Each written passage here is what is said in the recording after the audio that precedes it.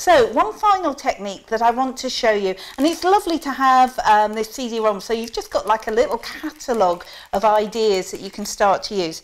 Here's a string picture that we made, or one of them anyway, and I'm going to use the blue topaz. Now what I've got is I've got a stencil, and I have just sprayed the back of it with a repositionable adhesive, our stick and spray, and we're going to position, I just want some leaves just to frame it, so we're just going to position the leaves just around. And what we're going to do is we are going to use some glycerin. Now, glycerin, blue topaz, is it blue topaz? Let me have a look. Oh, aquamarine, that'll be fine. And some glycerin. What you need to do is just pop the end of your brush in your glycerin. You only need a tiny amount.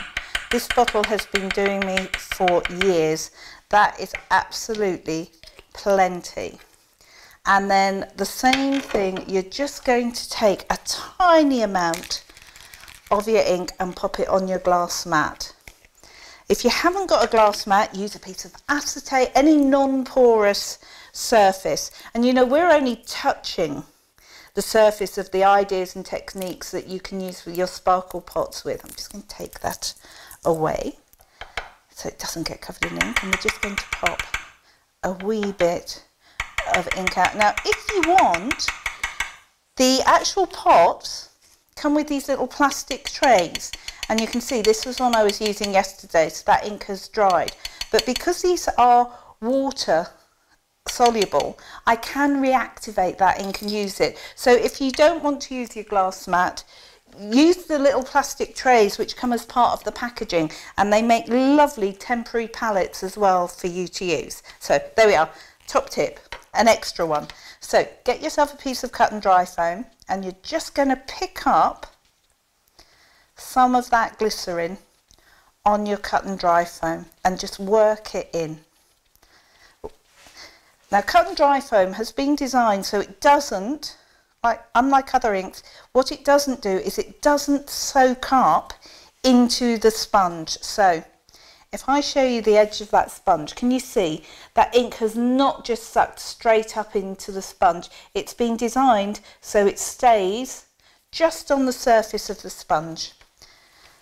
And then what you can do is take this and just go straight into your stencil and almost use it as you would your water reactive inks, just to add a bit of detail to pictures. So it's another way that you can be getting the most out of your sparkle pots, and you will still get a little bit of sparkle as this dries.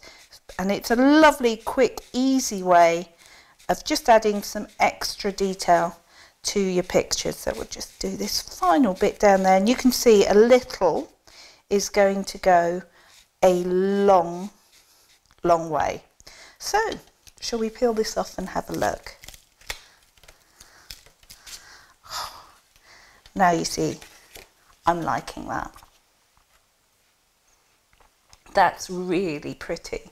So you can use it for stenciling, and of course you could also use it as you would your traditional inks, just to come in and take off that edge and get a beautiful blend, beautiful subtle blend of colour just coming on there. Isn't that pretty? So simple, so easy to do, and I do love products which will do more than one thing. So there you go. We have used our sparkle pens with glycerin